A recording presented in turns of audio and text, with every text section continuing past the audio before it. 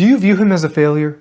Because Dr. John Gottman has studied marriage for over 40 years, and he says one of the most important factors in the success of your relationship is how you actually view each other deep down. Because if you view him as a failure, you will look for ways to confirm that bias. And trust me, there will be plenty. And I'm not telling you need to have rose-colored glasses on. I'm not invalidating what you're going through. I know that hurt. I'm simply asking you, do you think viewing him in that way is helpful or hurtful to your relationship overall? At the very least, is it worth asking your partner who you say you love, do you feel like I view you as a failure? Or do you refuse to have those conversations because you feel like it's giving him a pass? It's giving him an opportunity to talk about his hurt or his perspective, and you don't think he's earned that right because of how much he's hurt you.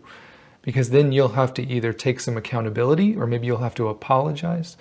And listen, I get it. I'm just reminding you, that's not helpful or loving. And I know what you're going to say. You're going to say, Jimmy, I wouldn't view him as a failure if he just did anything. I mean, the bar is literally on the floor and he trips over it. He refuses to show up in this relationship, regardless of what area. He's only focused on what he wants.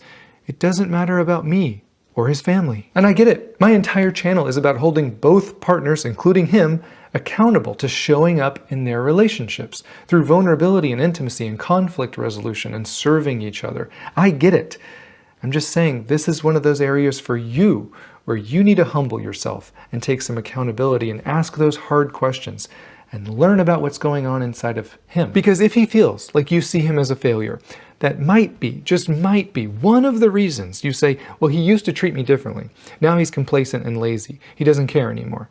It doesn't justify it, but maybe in his mind, there's no real point in trying very hard when you feel like someone has already labeled you a failure. That doesn't make it right, but if it's true, it's something that needs to be discussed, isn't it? Because in great relationships, it's not about blame or keeping score or manipulation or power struggles or control.